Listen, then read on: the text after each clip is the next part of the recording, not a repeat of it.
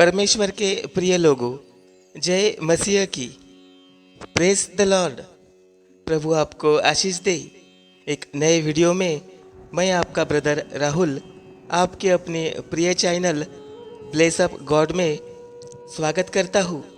प्रियजनों, आज हम जिस शब्द के बारे में जानेंगे वह शब्द अक्सर हम अपने घरों में, चर्च में, प्रार्थना के दौरान और प्रार्थना के लास्ट में ज़रूर बोलते हैं। वह शब्द है आमीन।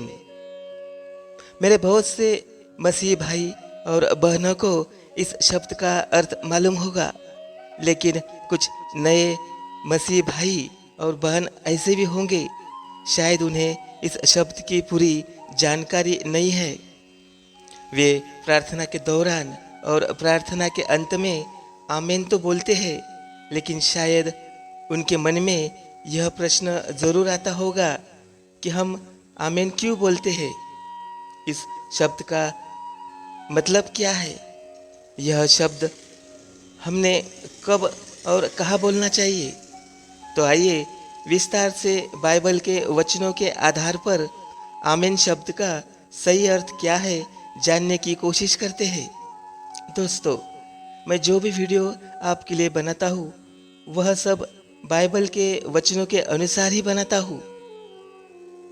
आगे चलकर भी मैं ऐसे नए नए टॉपिक पर वीडियो लाता रहूँगा, इसलिए चैनल को सब्सक्राइब ज़रूर कीजिए और बेल आइकन को प्रेस करना मत भूलिएगा। दोस्तों, आमीन शब्द इब्रानी भाषा का है। हम पुराने नियम में पढ़ते हैं, वहाँ पर देखते हैं कि इजरायली लोग जब सामूहिक रूप से प्रार्थना करते थे तब कोई एक व्यक्ति अगुवाई करता था, तो उसके साथ सारे इजरायली आमीन कहते थे। एक इतिहास 16 अध्याय 36 वचन इस प्रकार लिखा है, अनादि काल से अनंत काल तक इजराइल का परमेश्वर यहोवा धन्य है। तब सब प्रजा ने आमीन कहा और यहोवा की स्तुति की। नए नियम में भी यह शब्द कई बार बोला गया है। पुराने नियम में 22 बार इस शब्द का जिक्र किया है और नए नियम में 33 बार आमीन शब्द का जिक्र किया है। दोस्तों, आमीन शब्द का अर्थ होता है ऐसा ही हो। हमने जो प्रार्थना की है, प्रार्थना में जो हमने आशीषें मांगी है, वे ऐसे ही मिले। जो हमने बोला है ऐसा ही हो। आमीन शब्द के बिना हमारी प्रार्थना अधूरी है। नए नियम में हम पढ़ते हैं मत्ती रचित सुसमाचार 8वां अध्याय 13वां वचन, जिसमें इस प्रकार लिखा है, हमें परीक्षा में न ला परंतु बुराई से बचा, क्योंकि राज्य और पराक्रम और महिमा सदा तेरी ही है। आमीन। अब हम जानेंगे कि यह शब्द किन किन मजहबों में बोला जाता है, किन धर्मों में इस शब्द का इस्तेमाल किया जाता है। यह शब्द अब्राहम के जनरेशन में उपयोग किया जाता है, या यूँ कहिए कि अब्राहमिक रिलीजन्स में आमीन शब्द का उपयोग किया जाता है। अब्राहम यहूदी था, इसलिए यहूदी धर्म में इस शब्द का उपयोग किया जाता है। मसीही लोग इस शब्द का उपयोग करते हैं। क्रिश्चियनिटी में आमीन शब्द का उपयोग किया जाता है। मुस्लिम धर्म में भी आमीन शब्द का उपयोग किया जाता है। दोस्तों, अभी तक हमने जाना कि आमीन शब्द का क्या अर्थ है और उसे किस धर्मों में यूज़ किया जाता है। पुराने और नए नियम में इसका कई बार जिक्र किया है। अब मैं जो आगे बताने वाला हूँ, यह बात आपको चौंका देने वाली है। इसे ध्यानपूर्वक सुनिएगा। कुछ ऐसी बातें बताऊंगा जो शायद आपने इसके पहले कभी सुनी नहीं होगी। वीडियो बहुत महत्वपूर्ण होने वाला है। प्रार्थना के दौरान और प्रार्थना के अंत में आमीन बोलना चाहिए, यह तो हमने जान लिया है। लेकिन आपने कभी यह सोचा है कि आमीन शब्द बार बार और कहीं पर कभी भी बोलना भी गलत साबित हो सकता है। इसलिए इस शब्द का यूज हमें सोच समझ कर ही करना चाहिए। इस शब्द का उपयोग उसी जगह पर करना चाहिए जहां उसकी जरूरत है। इस शब्द के गलत जगह गलत समय पर उच्चारण करेंगे तो उसका परिणाम भी गलत ही आएगा। परमेश्वर के प्रियजनों, अगर कोई व्यक्ति प्रार्थना करता है तो हम बड़े सरलता से उसकी प्रार्थना के दौरान और अंत में आमीन बोल देते हैं। लेकिन क्या हमने कभी सोचा है कि वह व्यक्ति बाइबल के अनुसार प्रार्थना कर रहा है?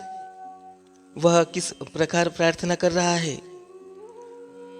प्रार्थना में वह क्या बोल रहा है? हम जाने अनजाने में आमीन बोल देते हैं। इसका मतलब तो यह हुआ कि उसने जो प्रार्थना में कहा है हम उसके साथ सहमत है, उसकी प्रार्थना में हम शामिल हो गए। तो इसके पहले उसकी प्रार्थना हमें ध्यानपूर्वक सुननी चाहिए, तभी आमीन बोलना चाहिए। परमेश्वर के प्रिय लोगों, मानो आप कुछ लोग मिलकर प्रभु की प्रार्थना कर रहे हैं। कोई एक व्यक्ति प्रार्थना में कहता है कि हे प्रभु, मेरे आसपास के लोगों को आशीष देना, उन्हें चंगाई देना, उन्हें सारी समस्याओं से छुटकारा देना। प्रभु यीशु मसीह के नाम से मांगता हूँ, आमीन। और हमने आमीन कह दिया। यह बात तो बिल्कुल ठीक है, क्योंकि उसने सबके भलाई के लिए प्रार्थना की है। लेकिन अगर कोई व्यक्ति अपनी प्रार्थना में यह कहता है कि हे प्रभु, मेरा पड़ोसी मुझे हमेशा परेशान करता है, बार बार मुझसे झगड़ा करता है, मुझसे जलता है, हे प्रभु आप उनके जीवन में दुख लाना, और प्रभु यीशु मसीह को जानने के लिए वह मेरे पास आ जाए, मैं उसको प्रभु यीशु की महिमा बताऊंगा। और कहता है आमीन। और आप भी कह देते हैं आमीन। लेकिन क्या यह सही है? आपने जाने अनजाने में गलत प्रार्थना को सहमति दी है। क्या आपने ध्यानपूर्वक उसकी प्रार्थना नहीं सुनी? अपने पड़ोसी के जीवन में दुख आने को उसने कहा है, परेशानी आने को कहा है, तो इस बात पर हमेशा ध्यान रखना कि कोई क्या प्रार्थना कर रहा है, तभी आमीन बोलना चाहिए। आपने आज तक कितनी बार कितने सारे लोगों की प्रार्थना में आमीन बोला होगा? क्या आपके सामने जो प्रार्थना कर रहा है, क्या वह परमेश्वर की इच्छा के अनुसार है? आपने कभी गौर किया है, अगर सभी लोग सही प्रार्थना करते तो बाइबल में प्रार्थना कैसे करनी चाहिए इसके बारे में सिखाया नहीं जाता। यीशु मसीह के चेलों ने प्रभु यीशु से कहा था कि प्रार्थना कैसे की जाती है हमें सिखाओ, और प्रभु यीशु ने अपने चेलों को प्रार्थना करना सिखाया है। प्रभु के प्रिय लोगों, आज के बाद जब भी प्रार्थना करते हो तो इस बात का ध्यान जरूर रखना कि आप किसके साथ और कहाँ प्रार्थना कर रहे हैं। सामने वाला व्यक्ति क्या प्रार्थना कर रहा है, क्या बोल रहा है, ध्यानपूर्वक सुनिए, इसके बाद ही आमीन कहिए। गलत प्रार्थना, गलत शब्द के ऊपर अगर आप आमीन शब्द का उपयोग करोगे तो आप भी शायद जाने अनजाने में पाप के भागीदार हो जाओगे। इसलिए आगे से ध्यान रखिए कि आमीन शब्द का इस्तेमाल कब और कहाँ करना चाहिए। दोस्तों, मैं आशा करता हूँ आज का यह वीडियो आपको अच्छा लगा होगा। अगर वीडियो पसंद आया तो लाइक और कमेंट्स ज़रूर कीजिए। आपसे निवेदन है कि मैं अगला वीडियो किस टॉपिक पर बनाऊं, कमेंट्स में ज़रूर बताइए। मैं आपका ब्रदर राहुल आप सभी के लिए प्रार्थना करता हूँ कि प्रभु आपको आशीष दे। मिलता हूँ एक नए वीडियो में। तब तक के लिए जय मसीह की। Press the Lord.